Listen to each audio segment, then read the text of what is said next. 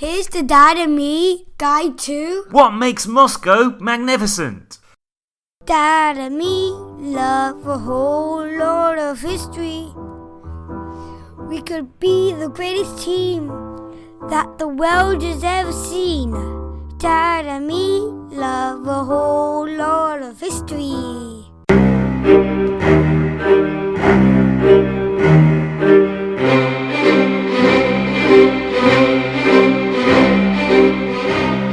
So, James, where are we? We're in Moscow!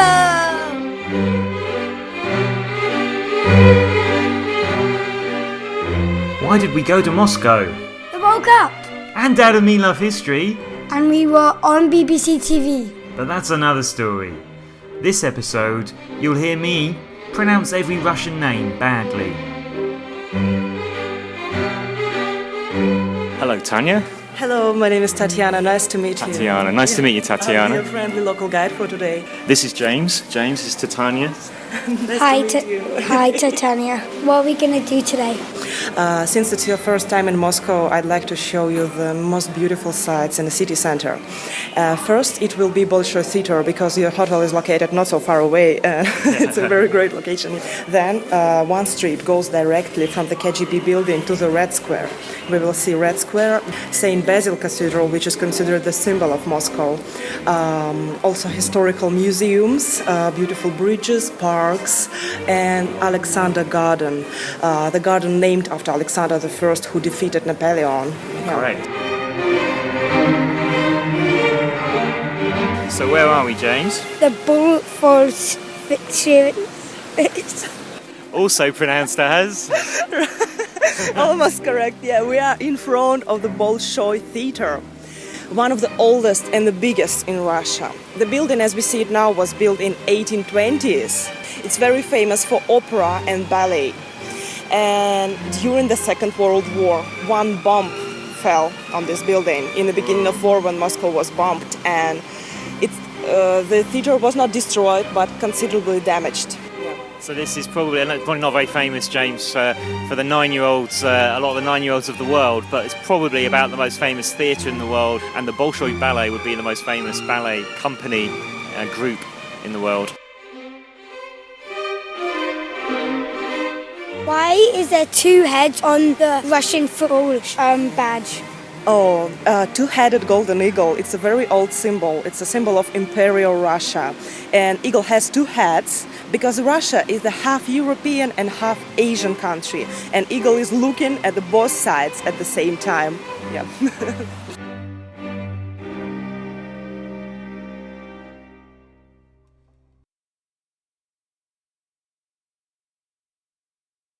So we're here on Red Square, and right in front of us is St. Basil's Cathedral. Yeah. Can you tell us something about that? Sure. St. Basil Cathedral was built in the 16th century, and our Tsar, Ivan the Terrible, ordered to build this cathedral. It is very beautiful, and Ivan the Terrible wanted to celebrate his victory over Dukeness Kazan, and that's why he ordered to build it. Yeah. Why is Ivan the Terrible called Ivan the Terrible? Oh, it's a very interesting story. According to one of the legends, for example, after the building of this cathedral, Ivan the Terrible ordered to blind the architect who did it, so he could never build something similar elsewhere in Russia. Imagine, it's really terrible. Whoa! So this architect built this beautiful cathedral, and then Ivan the Terrible, the Tsar, the Emperor, had this guy's eyes put out so he couldn't see for the rest of his life, so he couldn't possibly build anything as beautiful as this. Ivan the Terrible just wanted to be unique. Yeah. Man. Ivan the Terrible also sent his first wife as a prisoner, for example. It's also considered very cruel action. Yeah. Why did he send his wife to prison? Because unfortunately she was not able to give a birth to baby. Yeah, and that's why she decided that she have to spend the rest of her life in loneliness, yes. Oh, it's a good job you're here, James, because if Mummy hadn't given birth to you, I'd have to send her to prison.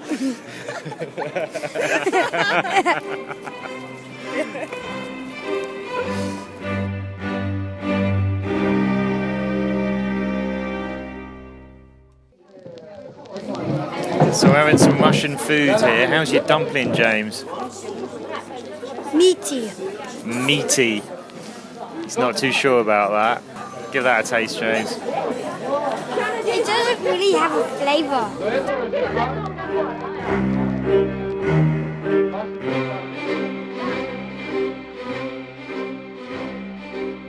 So, James, name a French military leader, the most famous one in history, and he tried to invade, well, did invade Russia. Who do you think we're talking about? Napoleon. You got it. Yeah, James, you're absolutely right. It was Napoleon. He even entered Moscow. Imagine, he was almost the only one person in history who did it. Yeah. And so we're next to the Kremlin at the moment. So Kremlin meaning fortress, and there's a giant gateway. We'll put pictures on the webpage. The clock tower on it. The clock's 6.5 meters in diameter. But there's a special rule about the archway in the bottom of this tower. Can you tell us about that? Yeah. Above the arc, above this pathway inside the Kremlin is located the icon. And usually, traditionally, Russian people were not allowed to ride in a horse and wearing a hat during the passage to this arc to show the respect to this icon, to this saint. And Napoleon, when he invaded Moscow, tried to do it. He tried to pass through this arc riding a horse and wearing a hat, and wind threw his hat away. And according to legend, he was forced to step down from horse to pick his hat on. So that's the rules. According to the religious icon and the sort of tradition around that, you have to get off your horse and take your hat off and walk your horse through. Napoleon tried to just walk on his horse through with his hat on, and the wind came along and whipped his hat off onto the floor, and according to legend he got off the horse maybe to pick his hat up, I don't know, and so he ended up walking through. And of course, although he got into Moscow, he didn't stay here. I mean, the French came into Moscow. They won a big battle outside Moscow. They came into Moscow, and then they left, right? Yeah, but then the city were retaken. Yeah, and they were defeated. The one I read is that Napoleon decided, because the city, half of it was on fire, it wasn't really kind of worth the enormous effort of trying to defend it. He was worried that he wouldn't be able to defend it, basically, and so he retreated retreated right out of Russia, right? Yeah. They were not using the city center as a stronghold. Yeah, because it was on fire. Yeah, you're absolutely right. Yeah.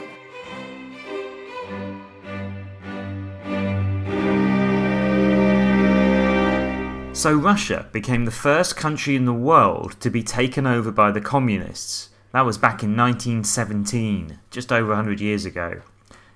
The communists got rid of the Russian emperor. In Russia, the emperor was called Tsar. Well, Tsar Nicholas was the last emperor of Russia. We'll find out a lot about that next episode. But for now, we find out about who won when the communists fought against God.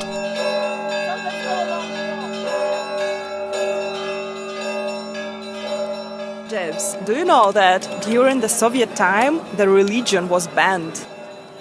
So what do you think about that, James? Christianity is the sort of native religion, if you like, but communism is an atheist ideology, which means the communist ideas are that there is no God and you should not believe in God. How would you feel about being told that that's what you have to believe or what you have to not believe? I would believe in God, but I wouldn't tell anyone. I would just believe in God. It's the right way. Everybody did it. Yeah. You were absolutely right, because Soviet people, being honest, were just pretending not to be faithful, not to be believers. Because soon after the democratic revolution, they began to be faithful again. Yeah. So that's why you're absolutely right. Everybody did it. So even though the communism was in power for over 70 years, once they left power, the churches became vibrant again, and there's lots of people who believe in God. So their plan to get rid of religion didn't work out. So what happened to the churches during the communist time? So, unfortunately, hundreds of churches were destroyed, but the oldest one, fortunately, survived. For example, a very interesting story about churches inside the Kremlin. The oldest of them was built in 1475, 1479, and it survived because during the Soviet era it was not used like a church. It was used like a cafe or public toilet. Yeah. They used a church as a toilet. People doing their number twos in there.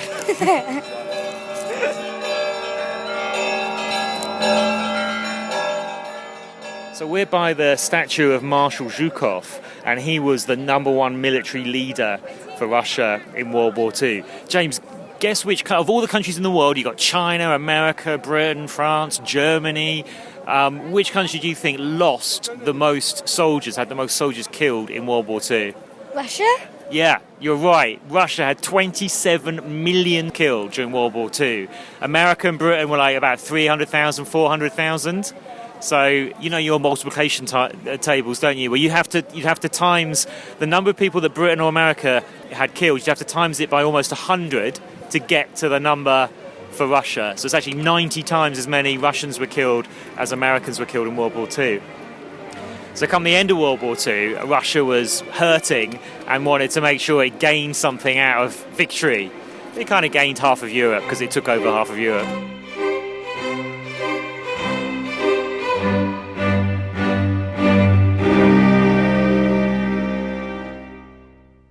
Dad and me love a whole lot of history. We could be the greatest team that the world has ever seen. Dad and me love a whole lot of history. So we mentioned in the intro that we had a BBC film crew following us around one day in Moscow. We've not made a big deal of it on this podcast because it was nothing to do with Dad and me love history. If you want to know why the BBC film crew were with us all day, Here's why. So James, where are we? At the Moscow Stadium, that's going to be in the final. Yeah, the World Cup final stadium, and we've just been watching a match. Who have we been watching? Spain, Russia. And who won? Russia. On penalties, right? Pretty cool. So who are these guys we're with here? BBC people. So this is, well, you want to introduce yourself? Hello, yeah, my name's Ashley John Baptiste and I'm a BBC News reporter. And how have you enjoyed spending the day with Dad and me? It has been fantastic. What lovely people. It's good to see that you are supporting literally every team playing in the World Cup. But even just seeing how you, Paul, have had such resilience and optimism, you know, travelling on the metro and across Russia has been really inspiring. So good job. Cool, thank you. Yeah, so they've been spending the day with us, just seeing how I get on in particular on a mobility scooter travelling around Moscow, and we're not sure how we're going to get to the bus actually after this. So that's going to be an interesting bit, crossing the road. I hope we can manage that because it's usually a subway with steps. This is Dad and James reporting for Dad and Me Love History, just doing a sound check. You didn't say James. Hello, James. No, you just meant to say James. James. It's awesome. This is what BBC reporters do all day.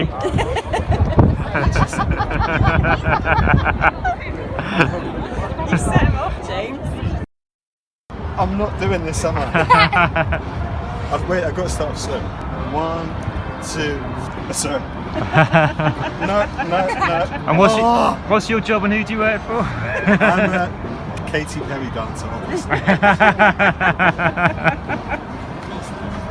Wait there, this is it. Oh no. You can tell I'm a good dancer, can't you? They didn't teach him this on BBC training. Yeah. If you want to see James flossing, and we all love a good floss dance, with BBC celebrity reporter and former reality TV star Ashley John Baptiste, then check out our webpage, danandmelovehistory.com. 1, 2, 3, 4. Whoa, whoa. England now in Russia. Whoa. Drinking all the potato juice. Whoa. England going all the way. Come on, England! Where should we go next? St. Petersburg. Okay then.